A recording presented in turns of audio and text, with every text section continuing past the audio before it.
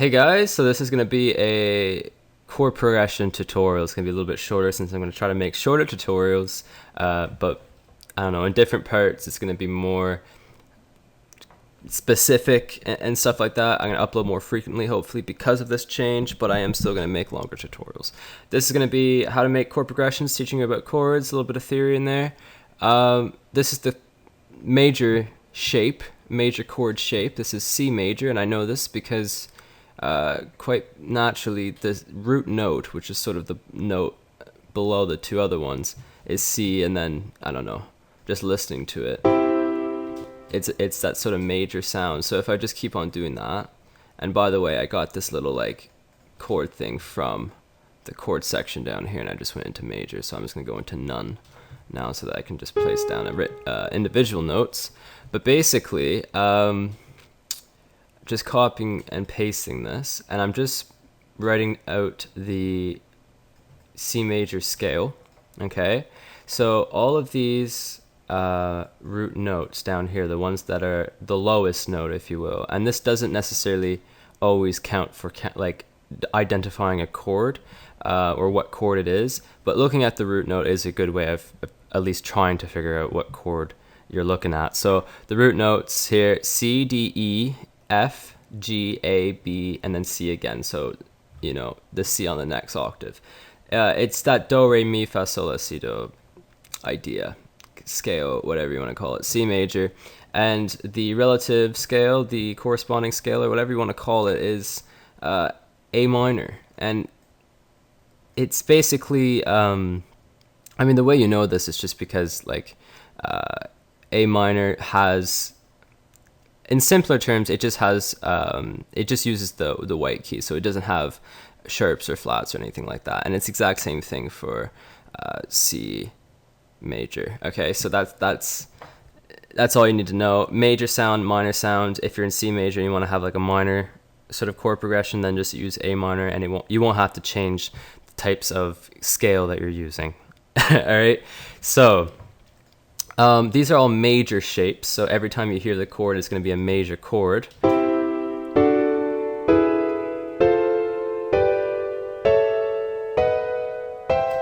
But unfortunately, during the scales or whatever, that's not how it works. So we're going to take the two major chords here, D and E. In the C major scale, this is supposed to be minor, so we're just going to flatten the middle notes here. F and G, that's fine, that can be major, and the exact same thing here. We're going to flatten down. The B, the seventh of the scale, so it's like the last note of the scale, basically. It's kind of an awkward note, but it's a diminished chord. Pretty ugly. Not necessarily how you would use it, but I'll try to make a chord progression that kind of uses that chord as well.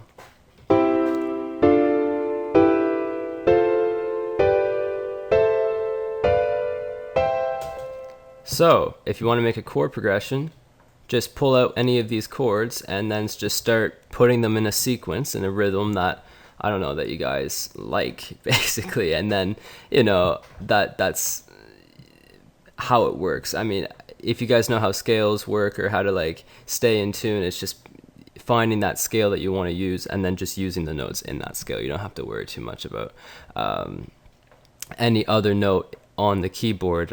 So in this case, C major or A minor, you just won't have to worry about any of the sharps or flats, like the or if you're playing piano, it's quite common that you'll just use the white keys when you're starting off on your first year, just because it's easier for your hands and everything, and beginners. So you don't have to worry about the black keys. And I know I'm gonna get racist comments for that one, but heck, I mean, I don't know.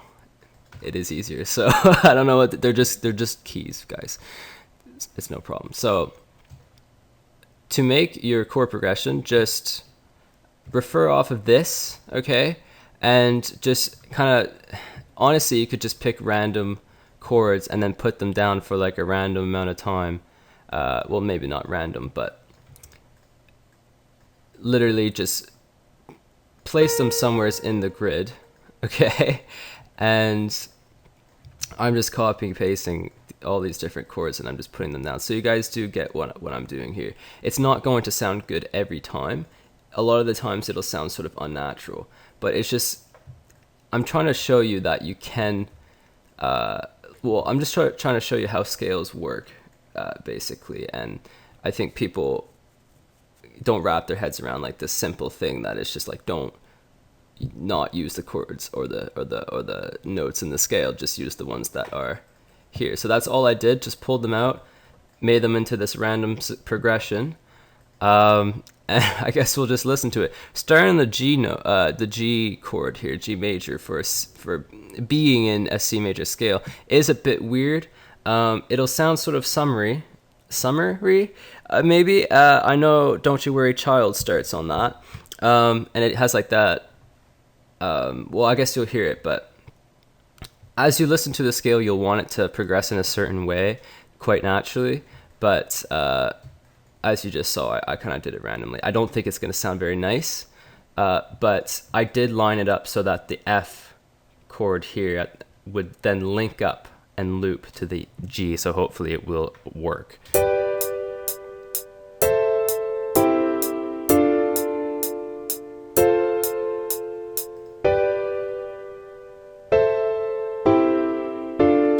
I mean, honestly, I'm not gonna lie, like this chord progression actually would work in like an actual song.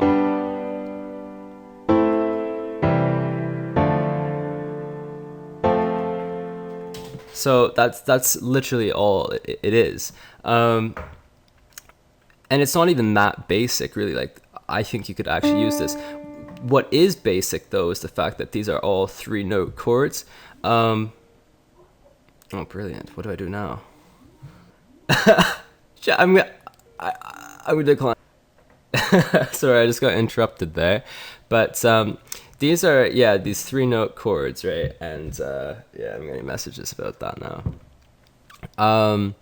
And what you do is you just, to make this more complex, more, I don't know, I almost want to say intellectual. You want to make it so that you have more notes than just the basic minor and major chords, right? And that'll help you actually get like a melody or an actual sort of lead chord progression that you can use that doesn't necessarily have to have an actual melody. Okay, so obviously the note lengths and the rhythm is very, very, very simple here, but honestly I think that's going to be fine. So G, the G chord is G, B, and D, and that's the major chord. Okay, so if you want to add more notes, you could just add those notes again. Okay, so that's pretty much fine, or you can change it. So if you're wanting to add different notes to the chord, just use the notes in the scale. So in other words, just don't use the black notes, basically. Like, that's honestly as simple as it gets in the C major or A minor scale. If we were in a completely different scale, then that would be different, because here we have in B flat. I mean, that would be replacing the G chord. You know, it's the same structure, but it's different keys that you're actually using. We're not going to worry too much about that, though.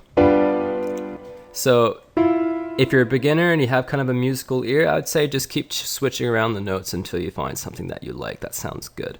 So that's where the whole practice experimental part comes in. So just keep on practicing it, really, until you find the chords that work.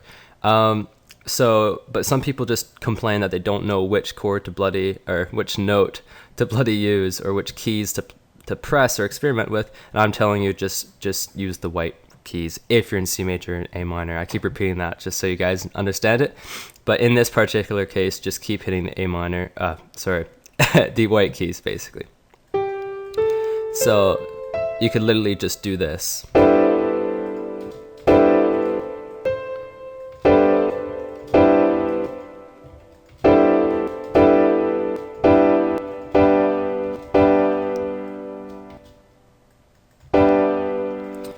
Now here it's kind of like you have to switch it a bit because we're in a minor chord. A minor, I find, since the chord is A, C, and E, I find G usually sounds good on top of that. Like this, and then you can add another C, maybe a D. Maybe the D here will kind of, like, I don't know, transition in from the G. And then we got the unison, or the tonal chord here, which is the C, C being the key that we're in. You know, a lot of people think that they should start their song on C, the C chord, just because they're in this C major scale, and that's not necessarily true at all. I mean, we started with the G chord. That doesn't mean we're not in C major. You know what I mean? What really determines what key you're in is sort of all the notes in the scale that are present in the chord progression. I mean, that is one way to tell, or just knowing what the tonal note is, which in this case, again, C, and that would be the key of the song.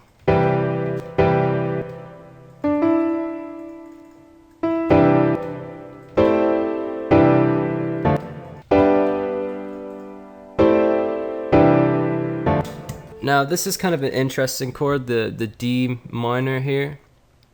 I can't really get into why it's interesting with words, just because most of what I know of these chords are through experimenting with them.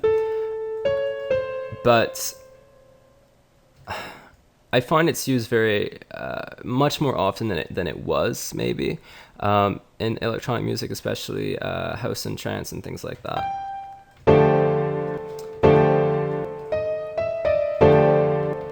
And it's just the chord that corresponds to the second note of the scale, which is D in this case.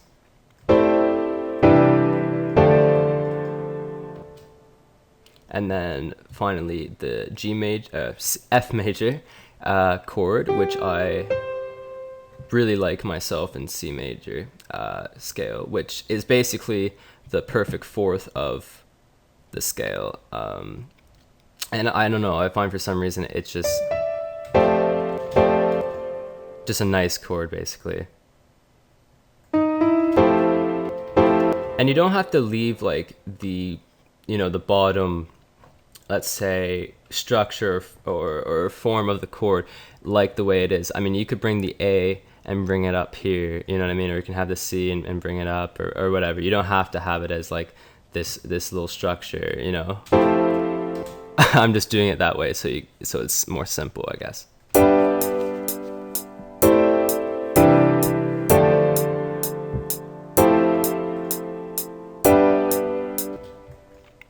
Now we can change the rhythm of the way the chords are being played, so it might sound a little bit more, I don't know, realistic, less like a robot. We'll make it more offbeat, I guess.